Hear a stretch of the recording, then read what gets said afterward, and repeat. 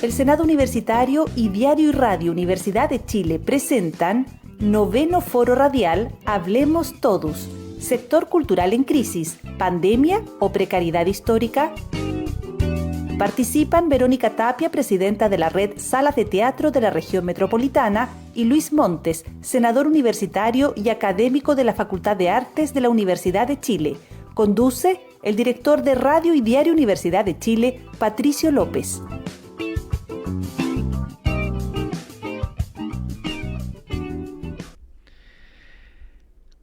¿Cómo están? Les damos la bienvenida y nos alegra mucho en nombre del Senado Universitario, el Senado de la Universidad de Chile, de la Radio Universidad de Chile, de encontrarnos con un nuevo foro que ha sido bautizado como Hablemos Todos, que viene siendo desarrollado desde el año pasado, donde han pasado por este espacio ya varios senadores y senadoras de la Universidad de Chile, junto con muchos académicos, dirigentes sociales, personas que hacen aportes valiosos en nuestra sociedad en esta vocación de establecer cruces entre este trabajo que hace el Senado de la Universidad de Chile y los grandes temas nacionales.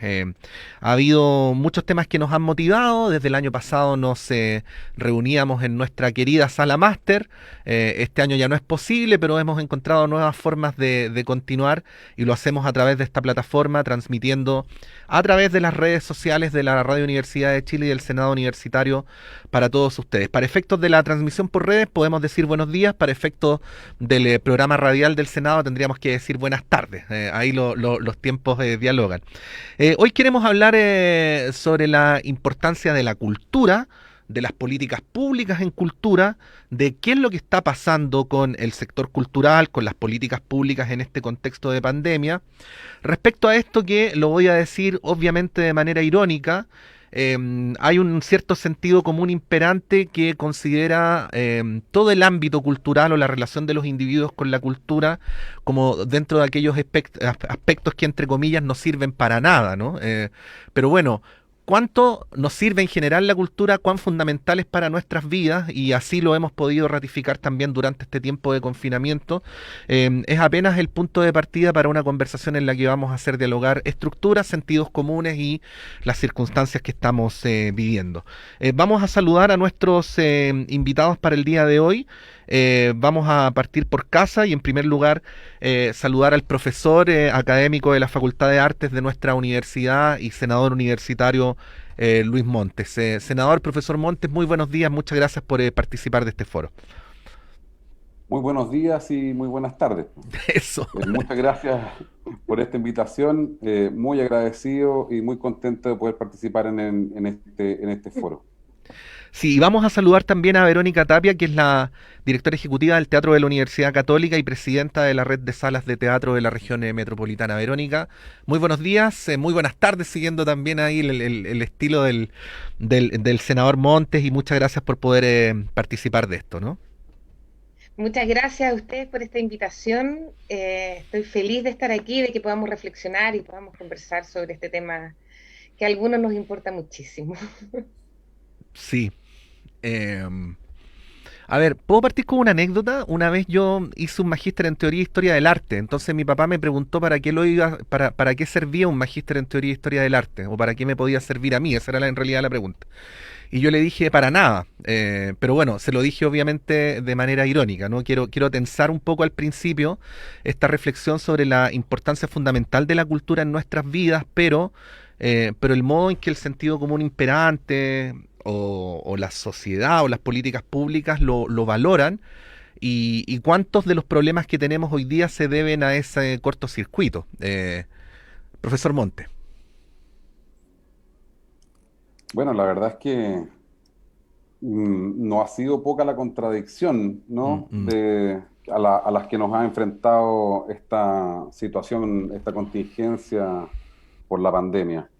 Y en ese sentido yo quisiera ir un poquito más atrás, ¿no? O sea, me parece que lo acontecido a partir del 18 de octubre también es muy interesante para poder entender en qué punto estamos hoy. ¿Por qué lo digo, no? O sea, porque justamente cuando hubo estas manifestaciones que tenían un trasfondo político, también se encarnaron en una relación crítica respecto a aquello que venimos a denominar la cultura, cuando en realidad la cultura no solamente son estas manifestaciones corporalizadas en obras de arte, ¿no? En escultura, en monumentos o en teatro o en cine, sino más bien, claro, que dice relación, yo diría, con todas las manifestaciones de una sociedad que devienen en productos que conforman la identidad.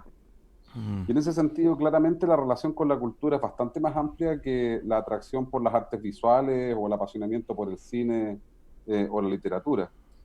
Me parece que comprender que esa relación donde se van produciendo vínculos entre la producción artística, pero fundamentalmente yo diría, cómo esto se va transformando en un repositorio, que es la identidad de un pueblo, es lo más relevante. Y en ese sentido es evidente que esta situación particular, ¿no? La que hoy día enfrentamos, la pandemia nos ha puesto a frente con un espejo que a veces no nos hace vernos muy bien, ¿no?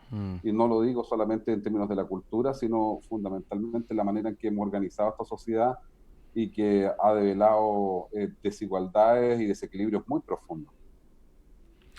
Sí, Verónica, bueno, si uno siguiera la línea del profesor Montes de quizás establecer un hilo conductor entre el 18 de octubre y la pandemia, ¿no? Desde aquel tiempo, como planteaba él, los artistas en general, los espacios culturales en particular, han ido siendo sometidos a interpelaciones, ¿no? No digo interpelaciones en el sentido crítico, digo, no sé, la manera en que se han ocupado las fachadas de los espacios públicos, por ejemplo, o las relecturas de ciertos ámbitos que tienen que ver con la cultura, el rol de los artistas y de los espacios culturales. ¿Qué reflexión podríamos hacer? Porque efectivamente tenemos una pandemia encima de un estallido social, que es una característica que probablemente tienen muy pocos o quizás ningún otro país en el mundo. O sea, claro, es muy interesante lo que dice el profesor Montes, de que esto viene de mucho más atrás. Yo creo que obviamente ese 18 de octubre fueron casi siglos de prometernos, de pueblos que le prometen bienestar, de que vamos a progresar. El progreso es una imagen, yo siento, que nos ha llevado a dejar de lado la cultura, las artes, todo lo que haga perder tiempo o ocio, que también podemos hablar como ese tiempo preciado para algunos y pérdida de tiempo para otros, para poder llegar a un bienestar económico, material. Nos han llenado la cabeza de palabras de recursos humanos, recursos naturales, recursos, todos somos un recurso. Y, y hemos y todo este pueblo, y que es muy bonito lo que pasa en el 18 de octubre, que todos, sin ponerse mucho de acuerdo, que esa era yo creo que una de las características también que tenía, que empezamos a sentir que esto no estaba bien, que éramos masa, de que todo lo que nos habían prometido a nuestros padres, a nuestros abuelos, no era verdad, que nuestra vida no era feliz y no había bienestar en esas vidas. Y también perdimos identidad. Yo creo que eso es fundamental, y ahí también es donde tomó lo que hablaba el profesor, de que la identidad es fundamental. Y nosotros como masas, como sobre todo urbanas, donde vivimos en espacios pequeños, todos hacinados, sin ser comunidad tampoco, perdimos identidad. Y yo creo que el 18 de octubre nos dio identidad. Y floreció la creatividad, y floreció la reflexión, las conexiones, la comunicación.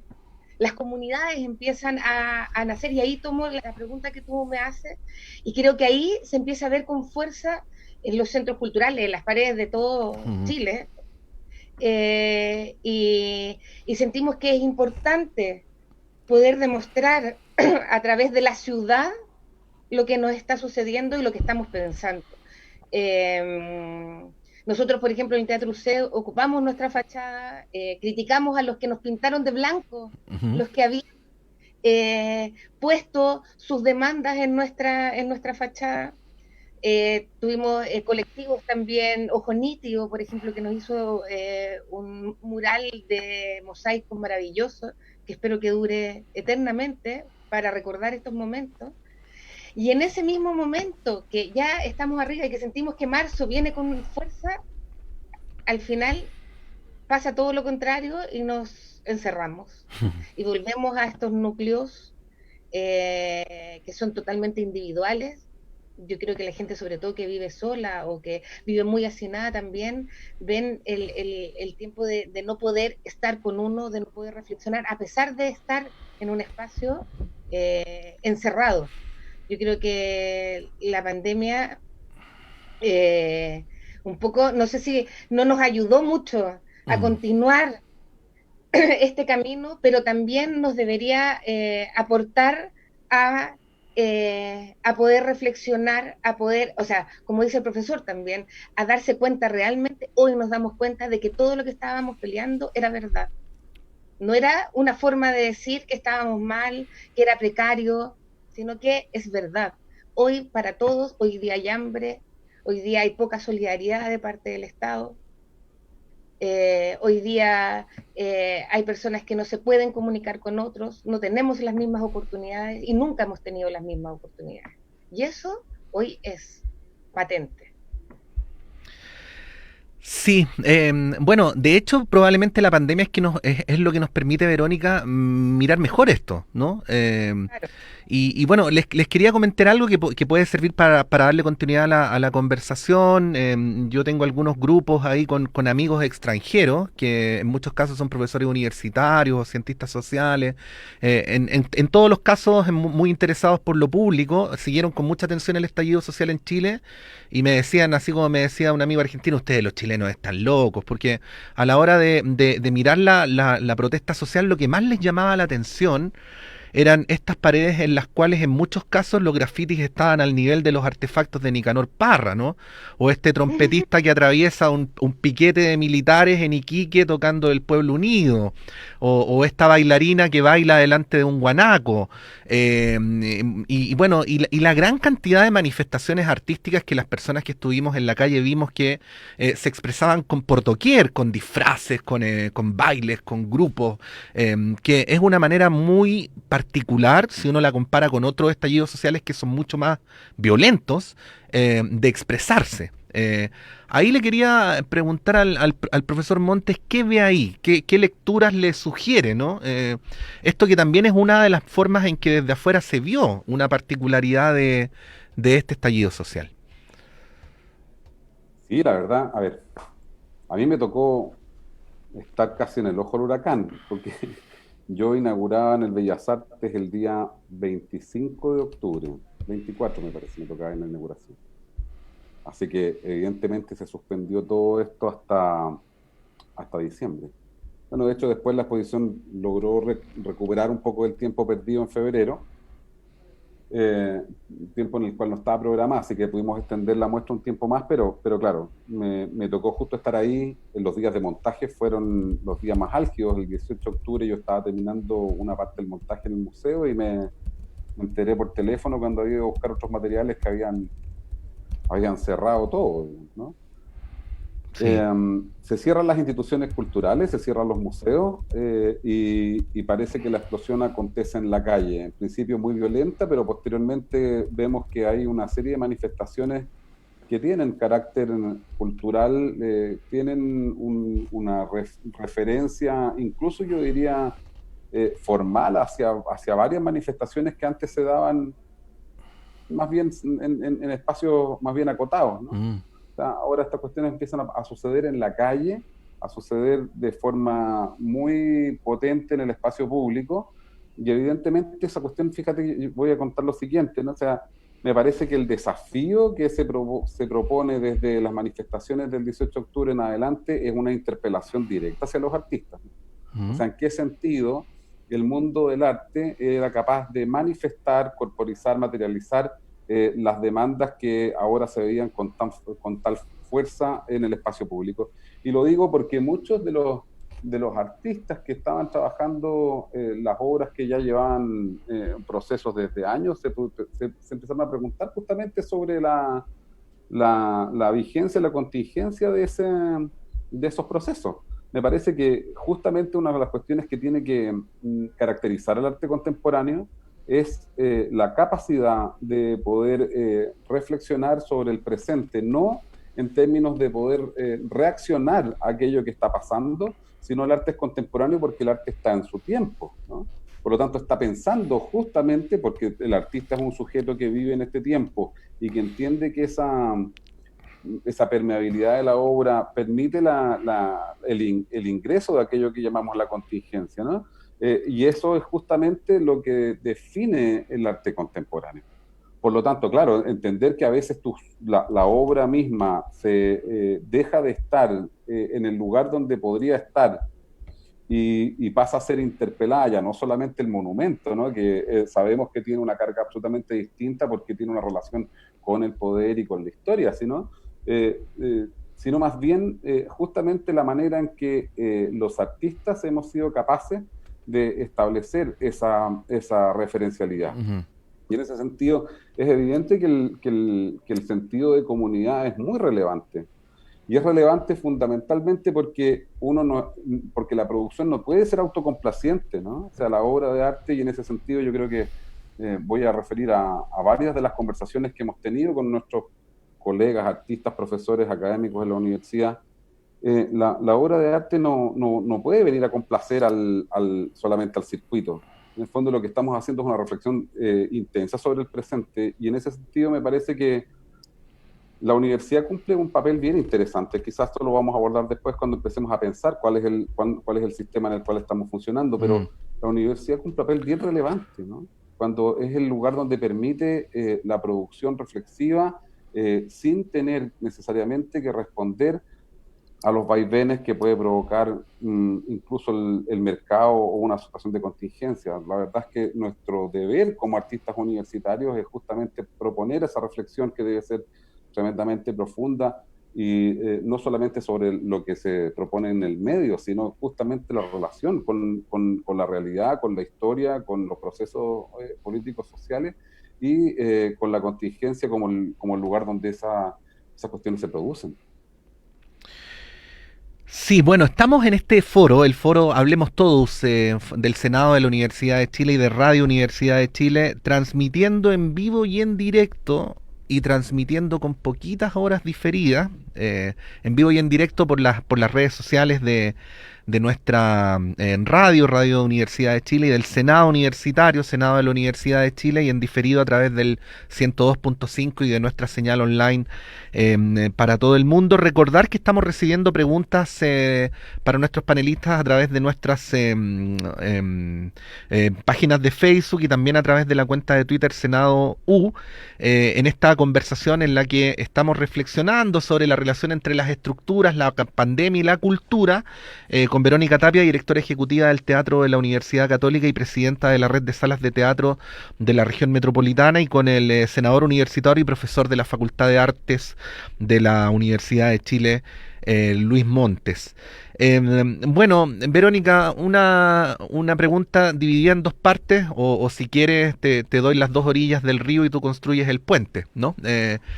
Por un lado, una situación que es catastrófica para muchos artistas, que así como se habla de que hay personas que viven de lo que pueden generar durante el día, también hay muchos casos de artistas que probablemente son mayoritarios, que viven de lo que pueden generar en semanas o en el mes, ¿no? Y estamos en una situación extraña desde marzo. Pero por el otro lado, la pregunta de ¿qué nos devela esa precariedad, ¿no? Que no se ve en otros ámbitos de la vida nacional.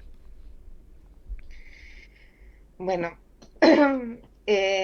yo creo que esa es un poco la gran crisis que tenemos hoy con nuestros trabajadores y trabajadoras de las artes en general, que muchos hemos vivido como en el día a día, como a través de proyectos. Yo creo que el arte visual eso debe ser, pero siempre casi, donde yo me proyecto y armo un año o armo mi vida a través de distintos proyectos, de clases que generalmente son con boletas de honorario, es decir, que en un minuto se cortan y luego tal vez vuelvan a los años siguientes o los meses siguientes. Y esa estructura había en cierto modo funcionado, como que daba esa sensación de libertad. Yo siento que a veces uno, como artista o trabajador de las artes, como que necesita, como que no se quiere anclar. A mí muchas veces me han dicho, ay, pero estar en una institución con horario, como con estructura, muchas veces eso coarta también, o se siente que coarta la creatividad. Y entonces hoy nos damos cuenta que somos muy pocos los que tenemos como ese beneficio de estar en instituciones, que podemos pasar, que yo dentro de la red de salas como les llamo como un poco como los espacios que son más o menos estables. No sabemos qué va a pasar mañana, ni en su universidad, ni en mi universidad, ni en ningún espacio. Pero en cierto modo estamos dentro de una estructura que puede soportar un poco más. En cambio hay otras estructuras que realmente, como tú dices, viven el día a día, o teatros, por ejemplo, que viven del borderó, realmente de lo que pagan las personas en su entrada. Y eso ya es algo que he tratado como de que uno puede imaginar, cuando hoy estos teatros están cerrados desde el 16 de marzo y antes también con lo poco, las pocas veces que se pudieron abrir desde octubre, lo que vemos no es solo que se afecta a las personas que trabajan en ese teatro, sino que afecta a todo el ecosistema. Lo mismo un museo, lo mismo cualquier centro cultural, donde, por ejemplo, en un teatro, la compañía, dejo de pagarle a la compañía porque también nos vamos en porcentaje, por ejemplo, de ese cordero. El autor deja de percibir su derecho de autor, los técnicos, diseñadores, productores, todos los trabajadores y trabajadoras de las artes escénicas dejan de percibir, porque al final somos la base de ese ecosistema. Los espacios somos los que vamos a recibir esa creatividad y ese arte para poder exponerlo hacia ese público o esa audiencia que quiere ver y quiere reflexionar sobre eso. Pero si no estamos, un poco se cae esa estructura. Va a estar en la calle, siempre se pueden encontrar otros lugares. Pero a mí eso es lo que me da miedo, que hoy los teatros o los espacios culturales están todos a punto de cerrar. Les quedará un mes, les quedará 2 meses aguantando, rascuñando, si es que, y cuando volvamos, si es que podemos volver y ya esté todo para poder hacerlo, los artistas y las compañías o como se estructure, no van a poder tener el espacio. Las películas chilenas no van a poder tener el espacio. Los artistas no van a poder exponer en museos tal vez más pequeños o salas de exposiciones porque van a estar cerradas. Y ahí nuestra crisis va a ser mucho más larga. Entonces creo que ahí es donde a mí lo que me da miedo y lo que trato todo el tiempo de decir, cuidemos estos espacios, porque estos espacios al final van a ser los que nos van a proteger a todos y a todas después también. Y eso es lo que un poco sentimos que no se está haciendo. Bueno, para que nos hagamos una idea de la envergadura de la crisis de la cultura a nivel mundial, porque es cierto que en Chile tenemos una precariedad particular, pero no tanto. La conversación de este día, martes 30 de junio del 2020, coincide con el conocimiento de la declaración en bancarrota del Circo du Soleil. Con lo cual se ha anunciado el despido de 3.500 trabajadores. Bueno, esta es una compañía a gran escala, ¿no?, que maneja otro tipo de presupuestos, pero bueno, si ocurre eso con el Circo du Soleil, hemos de imaginar lo que ocurre con las expresiones de la cultura en Chile. Ahora, yo quería, no sé, Verónica, querías agregar algo, parece, ¿no? Que lo del Circo du Soleil es muy particular porque al final ellos eran los que lo habían logrado. Que ese sistema de la estructura que ellos tenían lo habían logrado y habían podido ser como una gran empresa mundial de entretención, de circo, y hoy se cae igual que todas las demás estructuras. Sí. Eso también es una reflexión que es como, wow, uno era como el ejemplo, como si uno pusiera en marketing de la cultura o en economía cultural, es un gran ejemplo. Sí, bueno, ¿Qué pasa ahí? Sí, hay una variable muy importante que tiene que ver con las políticas, que tiene que ver con la supervivencia de los trabajadores, pero yo también quería llevarlos al ámbito de los contenidos, ¿no? Y ahí yo haría un paralelo con el periodismo, o sea, ¿qué es lo que ocurre en el periodismo cuando no hay una política estatal y por lo tanto el periodismo ha de desempeñarse en un espacio que está al arbitrio del mercado y entonces quiénes controlan los medios y qué tipo de contenidos se generan, ¿no? Bueno, llevemos eso al ámbito de la cultura, para no hablar de esta pandemia. Yo recuerdo aquí, por ejemplo, haber cubierto con mucho pesar el cierre del Teatro de la Memoria, ¿no? En la calle Bellavista. Y de las reflexiones que hacía Alfredo Castro respecto al tipo de propuesta que esta sala, que tenía una línea curatorial muy valorada, tenía y cómo simplemente no pudo sobrevivir. Recuerdo un paralelo con el cierre no, ahí me confundí, no, el Teatro de la Memoria en Bellavista, sí, y el Teatro de la Palabra en una de las calles laterales del barrio de Bellavista también. Y una cuestión más o menos equivalente. ¿Qué es lo que ocurre ahí? Le pregunto al profesor Montes, cuando más allá de las políticas, más allá de la cobertura de los trabajadores, no existe una concepción del Estado que garantice el espacio para que los artistas puedan desarrollar su trabajo y de qué manera eso termina condicionando los discursos, las líneas de trabajo, en fin. Bueno, la verdad es que lo que sucede yo creo que está a la vista, ¿no? Ujú, O sea, lo que tenemos hoy día es consecuencia de una manera de ejercer políticas culturales que yo creo que coincidimos todos en dos características, ¿no? La primera es su identidad asistencialista, por una parte, y segundo es su política de concursabilidad. ujú, Eh, Como decía Verónica, el concurso y por lo tanto el proyecto tiene un corto plazo, ¿no? Un corto plazo en ujú, el sentido que tú puedes estar trabajando 1 o 2 años sobre un proyecto, pero evidentemente la continuidad de tu producción no está necesariamente asociada a esa referencia, y yo creo que, claro, se ha entendido siempre así, ¿no? Que en realidad el Estado no tiene por qué sostener, y esto yo creo que ha sido lo que radica ahí profundamente, el sistema artístico. Y en ese sentido, claramente sabemos que el mercado no necesariamente opera de forma, ¿cómo llamarlo?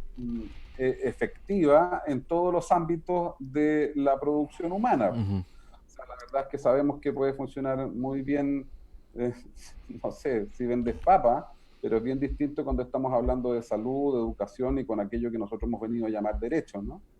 Y en ese sentido es que me parece que la estructura completa apunta hacia un valor, a una desvalorización de aquello que denominamos el mundo de la cultura, cuando, por ejemplo, sabemos que hay una incidencia importante en las mallas curriculares de los estudiantes de básica y de media en nuestro país, digamos, ¿no? Cuando sabemos que la relación con aquellos productos culturales que entendemos como productos artísticos no son educados desde niños, cuando sabemos que las instituciones culturales carecen de los medios. Yo quiero ir a una noticia que se acaba de producir este fin de semana, ¿no? Mm. O sea, la inundación se llovió el Museo de Arte Colonial de San Francisco, donde se guardan piezas de la colonia tremendamente relevantes, ¿no? O sea, pinturas que están todas mojadas. O sea, si Esa tenemos... es la Casa Colorada, profesor? ¿O de no, otro? No, no, el no. Museo de San Francisco está al lado de la iglesia de San Uf, Francisco. ya.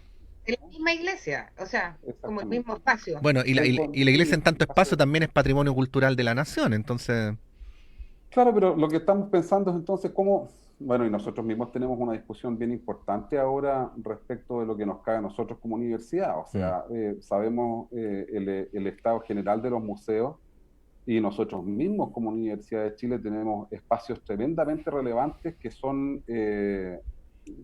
pertenecientes a la universidad, son la Universidad de Chile, como el Museo de Arte Contemporáneo, el Museo de Arte Popular Americano, mm, el Teatro Nacional Chileno y el SEAC, que está en Plaza Italia, donde está la orquesta, el ballet y el coro. En ese sentido, la discusión que hemos tenido respecto del Museo de Arte Contemporáneo es, primero, ver cómo relevar la función, porque nuestros museos no tienen un carácter universitario meramente, ¿no? O sea, el Museo de Arte Contemporáneo cumple una función de carácter nacional. Así es. Y yo diría que principal y preponderante en el ámbito del arte contemporáneo en Chile. O sea, no hay ninguna institución que pueda compararse en términos de su relevancia para este ámbito en nuestro país. Y por supuesto que estamos trabajando de forma muy intensa para dotarlo de una condición bastante mejor de la que ha tenido hasta ahora. Sabemos de las inmensas precariedades que ha tenido que afrontar su dirección en los últimos años, pero también es equivalente lo que pasa dentro de la universidad respecto a lo que está pasando fuera, ¿no? O sea, me parece que hoy día estamos en un momento bien interesante, porque la universidad también, y hablo de la universidad en su conjunto, parece que el Museo de Arte Contemporáneo se ha puesto en un nivel de discusión que seguramente nos va a poder impulsar también discusiones respecto de los otros centros extensionales que son parte de la universidad.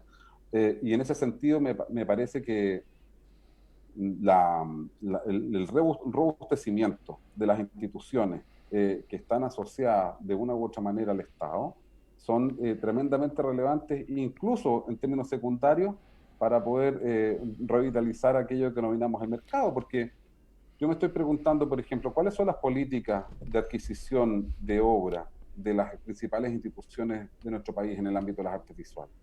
O sea, ¿cómo adquiere obra, bajo qué lógica adquiere obra el Museo de Arte Contemporáneo, el Museo Nacional de Bellas Artes, y cómo eso moviliza, por ejemplo, el ámbito no solamente de la adquisición, sino fundamentalmente del estudio sobre las obras, porque las obras no se compran solamente para almacenarlas, ¿no?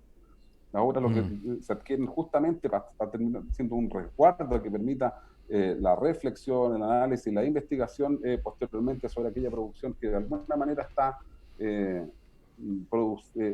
ha sido producida en virtud de una reflexión respecto a la historia, a la contingencia de la política. Yo creo que en ese sentido me parece que el papel preponderante debe ser justamente de una columna central donde se asienta una referencia desde el Estado hacia la producción de sus artistas en el mundo de la cultura. Sí, ahí, Verónica, preguntarte por una deriva de lo mismo que planteaba el profesor Monte, que me parece además muy interesante que se haya referido al rol de las universidades y a las situaciones que atañen a la Universidad de Chile también en esto. Por una deriva, una de las cosas que él afirmaba, ¿no? Esta lógica de la concursabilidad, que por un lado tiene esta otra variable de la ley de donaciones culturales, en lo que respecta a la concursabilidad. Esta idea que a veces se instala medio en broma, medio en serio, de que es mejor saber formular un proyecto que tener un buen proyecto, que ustedes lo han escuchado seguramente decenas de veces. Y por el otro lado, respecto a la ley de donaciones culturales, que obviamente tiene muchas virtudes, pero también tiene algunas cosas que uno podría señalar, lo voy a decir de manera bien caricaturesca, ¿no? Si yo tengo una fábrica de chocolate, probablemente voy a tener desincentivos a financiar algún tipo de proyecto cultural que denuncie la explotación de los trabajadores del cacao, no voy a decir. Entonces se generan ahí ciertas cuestiones que no se transparentan del todo, pero que son inherentes a la lógica de esta política. ¿Cómo ves tú eso, Verónica, a la hora de pensar también en una política cultural, ¿no? Mira, yo creo que igual es un tema como de largo aliento y complejo. Yo creo que nosotros tenemos que también sentarnos a pensar como qué estructura queremos, porque por el momento nosotros no somos un país que tenga como estructura de espacios culturales públicos. Los más parecidos a lo público, obviamente, son ustedes, que es la Universidad de Chile, que es pública y que tiene espacios culturales a su alero y que por ende son públicos, pero que no tienen, la conexión no es con ese Estado, está dentro de la universidad.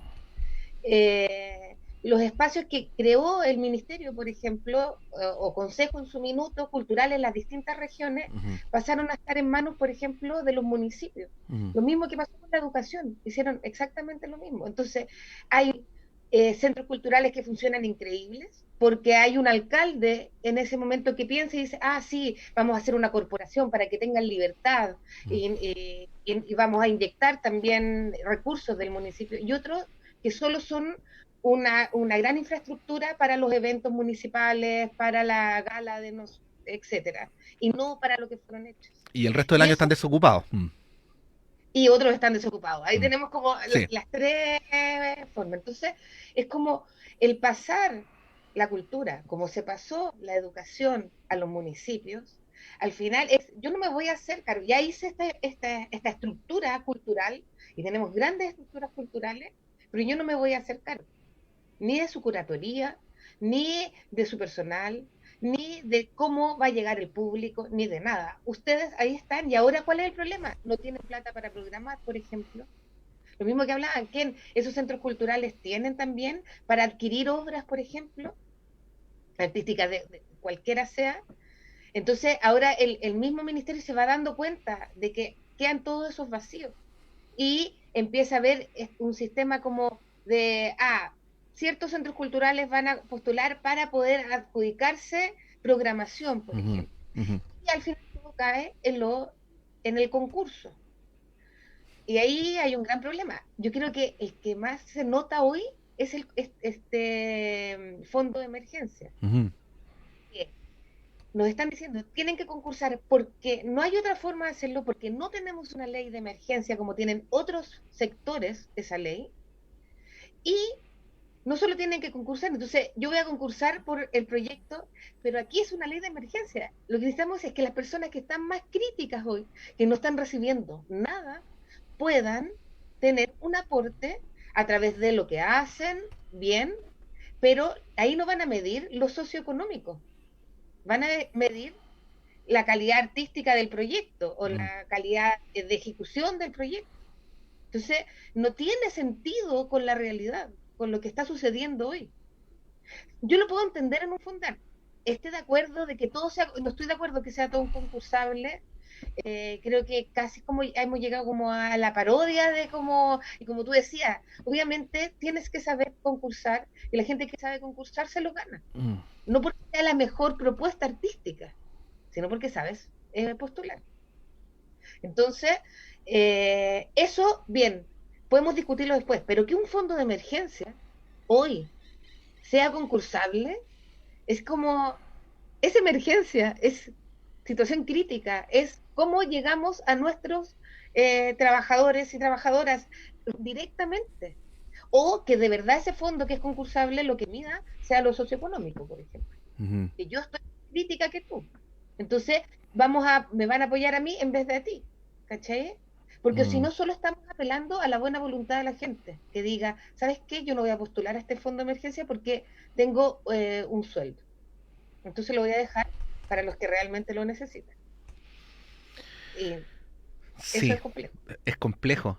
Bueno, una de las cosas que ha demostrado esta pandemia, profesor Montes, también, bueno, lo sabíamos de antes, gente que lo ve ahora recién, ¿no? Es la tremenda desigualdad territorial. Dentro de las ciudades y entre ciudades en un país que es probablemente el más centralizado de América Latina. Que lo vinculo con lo que decía Verónica. Hay espacios culturales maravillosos que se han propiciado, entiendo que deliberadamente en la periferia de la ciudad, pero que tienen severas dificultades para funcionar desde mucho antes de la pandemia. Pienso en que es muy difícil, mucho más difícil sostener ese maravilloso teatro del Espacio Mata en La Granja que el Teatro Municipal de Las Condes o el Teatro Municipal de San Joaquín, que un teatro en una de las comunas, o el Teatro Municipal de Providencia, por poner dos ejemplos, ¿no? Y lo digo porque cuando hablamos de los espacios culturales, por lo general hablamos, no siempre están en Santiago, sino en determinados barrios, ¿no? Y yo me preguntaba, o nos preguntábamos acá, un riesgo de parecer odiosos, profesor Montes, hace algunos años, ¿no? ¿Qué pasa cuando alguien va a ver una obra al GAM y vive en el barrio Las Tarrias? ¿Y qué pasa cuando en el asiento de al lado hay alguien que viene desde Puente Alto y tiene metro hasta las 10:30 de la noche y acto seguido tiene que tomar un colectivo? Y no es lo mismo, po. Y como no es lo mismo, Por un lado, hay un acceso disímil por la pertenencia territorial a los espacios culturales, pero por el otro lado, me imagino, solo lo sugiero, ustedes son los expertos, se corre el riesgo de que se termine produciendo un círculo en el cual artistas que viven en determinados barrios generan contenidos para público que vive en determinados barrios, y eso excluye la manifestación amplia de lo que entendemos por cultura a la que usted se refería al principio de este foro. Quería preguntarle cómo lo ve, ¿no? Porque probablemente, ya que estamos hablando de desigualdades territoriales de todo tipo, es una oportunidad para en un contexto como este plantear este tema. Sí, por supuesto.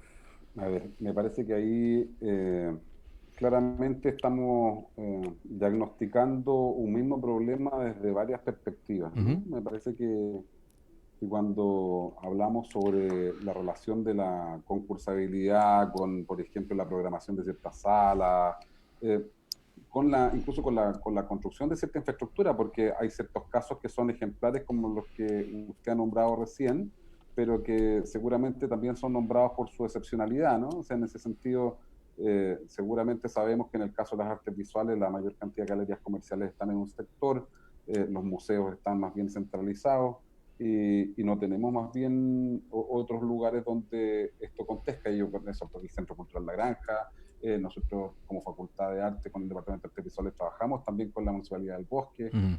Me parece que hay ciertos intentos justamente de poder quebrar eso que ya sabemos que funciona como una macroestructura. Pero yo diría lo siguiente, ¿no? O sea, el otro día estábamos en una reunión de investigación, creación en la facultad, y una profesora hace una pregunta tremendamente importante, ¿no? Que tiene que ver con justamente con poner en cuestión la concursabilidad. ¿Por qué todo debe ser concursable? Y yo ahí me cuestiono, porque a veces en la cabeza de uno, estando en una universidad donde sabemos que muchas veces ha imperado la medición de ciertos logros a partir de cierto, ¿cómo llamarlo? Excelentismo, ¿no?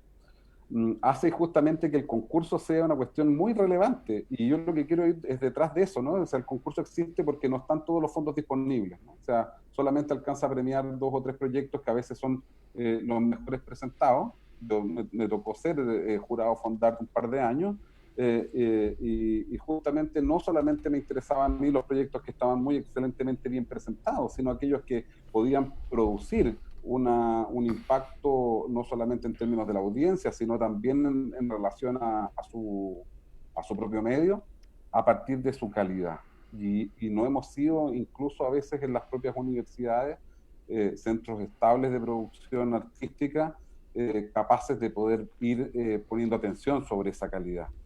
Y en ese sentido es que los fondos vienen a premiar algunos proyectos, y sabemos que esa concursabilidad aparece porque no tenemos la suficiente disponibilidad de recursos para poder distribuirla de otra manera que no sea solamente la apreciación en este caso, de la excelencia. Y digo excelencia en un aspecto bastante distinto a la calidad.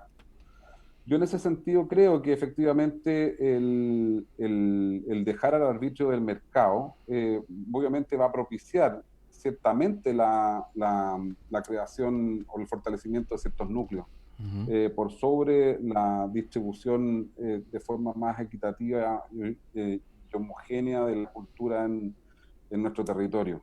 Y en ese sentido vuelvo a insistir en la importancia, ¿no? de aquellas iniciativas. Yo estoy pensando en antaño, no me acuerdo cuando, si no me acuerdo, fue Nemesio Antunes el que sacó de las bodegas del MAC las colecciones del museo para llevarlas justamente a espacios territoriales donde no habían visto muy probablemente nunca una exposición de ese calibre, ¿no? Hay una histórica relación de eso con la granja, me parece. Ujú. Y también aquello que puede ir produciendo espacios que han gozado justamente de esta estabilidad que permite pensar el asunto desde otra perspectiva, como somos la Universidad de Chile, que como bien decía Verónica, somos una universidad pública, pero fundamentalmente en un rol estatal, ¿no? Somos una universidad del Estado de carácter público que debemos justamente pensarlo. Hoy se está discutiendo la política de extensión, ¿no? Me parece que ahí hay una cuestión muy, muy, muy relevante y donde vamos a tener yo creo que una alta incidencia también en la manera en que la cultura se debe cultivar. La cultura y el cultivo parece que son etimológicamente cercanos, ¿no? Para pensarla también de forma horizontal y transversalmente. Sí, estoy enfrentado a una paradoja. Me dicen que nos quedan 5 minutos y tengo una pregunta para cada uno que viene del público. Hagamos lo que podamos, ¿ya? Verónica, me llegan una serie de preguntas que tienen que ver todas con el Fondar, la estrategia del Fondar como mecanismo de subsidio que ha fomentado la precarización de los artistas. Eso es lo que dice el enunciado de la pregunta. ¿Cómo repensar el rol del Estado en el fomento de la creación sin una relación clientelar? Esta es otra afirmación de la pregunta, no es mía, ¿no? Como como la establecía en el Fondart. Bueno, hay una serie de preguntas que rondan en torno al Fondart. Yo más bien te las comparto para que tú puedas hacer una reflexión. Ya el profesor Montes, bueno, ¿cómo participa la Universidad de Chile de una política de valorización salarial y por ente de integración a la protección social del trabajo artístico? Esto es, voy a leer textual, cuando a un académico de la Facultad de Arte se le paga, ese pago tiene que ver con labores de gestión académico de clases, pero no se valoriza la producción artística o la elaboración de la obra, ¿no? Este es un debate que yo sé que viene desde hace algunos años en la universidad. Bueno, partamos por Verónica. Ya. Mira, yo creo que nosotros deberíamos de ir avanzando hacia una política, o sea, puede haber un porcentaje de concursabilidad. Yo también creo que hay ciertos proyectos o tipos de proyectos que podrían ser concursables porque obviamente no está, como decía el profesor, el presupuesto que uno quisiera. Pero creo que hay ciertas iniciativas que deberían ser permanentes. Por ejemplo, no sé, por los espacios culturales, hoy en día un fondo que se llama POIC, que son otras instituciones colaboradoras. Entonces, ¿qué hacen? El Estado le da plata para poder funcionar un año, pero tienen que hacer actividades que el Estado no es capaz de realizar. Al final por eso son otras instituciones que colaboran con lo que el Estado debería dar Mm, a sus ciudadanos, lo dan estas instituciones. Ellos tienen que concursar cada año. Entonces, yo siento que estas instituciones que llevan muchos años, que son importantes dentro de su medio y en las distintas regiones, deberían de por lo menos tener a 3 años, a 5 años, que esté un poco más permanente. Porque si estas instituciones lo tienen, van a poder proteger también los proyectos artísticos de las compañías, o por ejemplo, las compañías que son ya, que tienen una trayectoria que puedan tener un proyecto a más largo plazo, es decir, que a 5 años yo pueda tener 3 o 4 proyectos que tal vez se les pueda dar a los espacios culturales que hablábamos recién, municipales, para programación, porque si se les da a ellos para programación, eso va a llegar también a los demás. Entonces, creo que hay que poner foco en dónde podemos poner una permanencia que nos pueda ayudar a todos. No estoy pensando que solo así los teatros quedamos resueltos o los centros culturales, mm, etcétera, sino que eso que se dé pueda permear y ser una onda para que todos puedan ser beneficiados y que yo pueda hacer un proyecto dentro de esos espacios, por ejemplo, que dure 3 años y hayan distintas compañías haciendo proyectos de residencia. En Chile la residencia no existe y no existe porque nadie financia una residencia, nadie financia el que un artista esté, si hablamos al principio de que el tiempo vale, la residencia es lo que menos vale si lo vemos. Artistas pensando por meses sobre la creación y nosotros no tenemos ese espacio. mm. Porque nadie financia eso como en otros países que se financia. Que todos los espacios independientes o estatales tienen un financiamiento base y de ahí se continúa y se van buscando otros fondos. Entonces creo que ahí hay una estructura que hay que pensar y que no es tan difícil. Yo creo que hay una voluntad, falta voluntad. Eso quiero terminar, para poder hacer esos cambios estructurales. Por lo general, cuando se quiere, tarde o temprano se puede. Eh, Profesor Montes. Pero, Voy a tratar de hacerme cargo de la pregunta. A ver, Justamente me parece que cuando uno está en la universidad trata de hacer ciertas equivalencias que permitan entender la posición, especialmente de las artes, que a veces tiende a no ser tan comprendida cómodamente en la universidad, ¿no? Es más fácil entender la posición de un científico, de un médico, un ingeniero, que la posición de un artista dentro de la universidad. Ujú. Y eso ha llevado a que se hagan esfuerzos bien importantes, especialmente en la nuestra, donde desde hace un tiempo a esta parte la creación no solamente ha tenido un modelo que permite verificar la producción de aquellos académicos que estamos adentro de la universidad, sino también incluso, como bien sabemos, una dirección dentro de la Vicerrectoría de Investigación y Desarrollo, ¿no? O sea, la dirección de creación existe, por lo tanto, el Nadie concepto crea. mismo de creación Sí. ya está, exactamente está incorporado a nuestra universidad, a diferencia de otras donde esto no ha sido naturalizado como aquí. Eso quiere decir que efectivamente la universidad sí tiene algunos mecanismos donde se verifica y se valoriza la producción artística, pero justamente yo creo que la pregunta tiene que ver con otra cosa, ¿no? Porque a nosotros efectivamente hay cierto porcentaje de nuestra jornada que está dedicada a la docencia, otra está dedicada a la administración, otra está dedicada a la extensión, a la investigación y la creación artística. Y por lo tanto, se supone que ya hay cierto porcentaje de nuestra actividad que está dedicado única y exclusivamente a la creación, por ejemplo, ¿no? Pero no, eso no quiere decir que la universidad que en la universidad existan todos los medios para que uno pueda ejercer ese tiempo de creación a la producción de obra, porque puede ser que no existan los medios o sería una equivalencia a la inexistencia de un laboratorio para el desarrollo de la actividad científica, por ejemplo. Y justamente yo creo que ahí es donde iba el punto donde hablaba de la profesora que me había interpelado sobre la concursabilidad, ¿no? O sea, ¿cuáles serían los medios, por ejemplo? Uno de los medios para evitar la concursabilidad sería justamente la estabilidad de los centros, ¿no? La estabilidad de los centros, como por ejemplo, centros de producción y desarrollo de obra.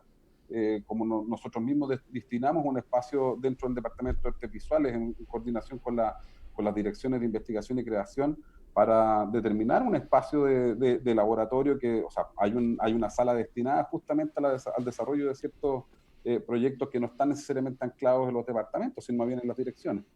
Por lo tanto, yo creo que justamente trato de hacer nuevamente una equivalencia a lo que planteaba Verónica, que me parece del todo interesante, que es cómo dotar de recursos a aquellas instituciones que permitan descentralizar a veces, ojo, ¿no? O sea, no solamente todo el fondar, sino que cómo los centros culturales pueden ser también lugares de relevancia para el fomento y digamos, la puesta en común, la puesta en valor en comunidad de aquello que denominamos obra y cultura. En la universidad yo creo que sería algo equivalente. Yo creo que justamente ahora que tengo un doble rol, ¿no? Por un lado senador y por otro lado director de investigación, estamos trabajando fuertemente en ese rol. Director de investigación de la facultad, por cierto, porque no me voy a arrogar ningún otro cargo Bueno, que no me pertenece. ya es bastante, senador, ¿no? Parece. Bueno, hacer mención al final nomás, creo que no hay pecado en mencionar esto también que menciona alguien que probablemente es de la comunidad universitaria, ¿no? Que también es importante entender cómo se da la desigualdad intrauniversitaria y abogar por una distribución distinta entre las distintas unidades académicas de la universidad. Estoy leyendo textual. No es esperable que las distintas carreras se autosustenten. Aquí voy a agregar yo entre paréntesis, y las dependencias tampoco. Hay saberes que la universidad debe proteger también, dado el aporte cultural no lucrativo que algunas de ellas generan al país, ¿no? Ese es un comentario que se hace también. Bueno, estamos llegando al final de este foro que venimos organizando desde el año pasado con el Senado de la Universidad de Chile y la Radio Universidad de Chile. Nos alegra mucho haber podido conversar hoy día sobre cultura. Hay que poner este tema en la primera línea de las conversaciones también, para que idealmente eso se traduzca en la primera línea de las políticas públicas. Hemos conversado con Verónica Tapia. Verónica, muchas gracias por participar de este foro. Muchísimas gracias por la invitación, estuvo muy interesante y también abre así a otras reflexiones, así que maravilloso. Sí, po. Y en su doble rol de anfitrión y de panelista, ¿no? Al senador universitario Luis Montes. Profesor senador, muchas gracias. Muchas gracias a ustedes por la invitación. Feliz de participar. Verónica, un gusto haber compartido este espacio también contigo de reflexión, de conversación y por supuesto dispuesto a las invitaciones que vengan para poder estar nuevamente con ustedes en la radio. Sí, pues bueno, el viernes vamos a entrevistar al profesor en el noticiario, ¿no? Sobre esto que le ha dado a la gente por votar estatuas, ¿no? Ese es el punto de partida de la conversación para hacer una reflexión sobre espacios públicos, lecturas simbólicas y en fin. Bueno, llegamos al final de este foro. Sigan, por supuesto, las redes sociales del Senado de la Universidad de Chile. Sigan su trabajo, que hace una contribución muy importante para la universidad y también para el país, que es una de las razones por las cuales hacemos estos foros. Que estén muy bien. Muchas gracias. Está muy bien. Diario y Radio Universidad de Chile presentaron Noveno Foro Radial Hablemos Todos, Sector Cultural en Crisis, Pandemia o Precariedad Histórica. Participaron de este foro Verónica Tapia, presidenta de la Red Salas de Teatro de la Región Metropolitana, y Luis Montes, senador universitario y académico de la Facultad de Artes de la Universidad de Chile. Condujo el director de Radio y Diario Universidad de Chile, Patricio López.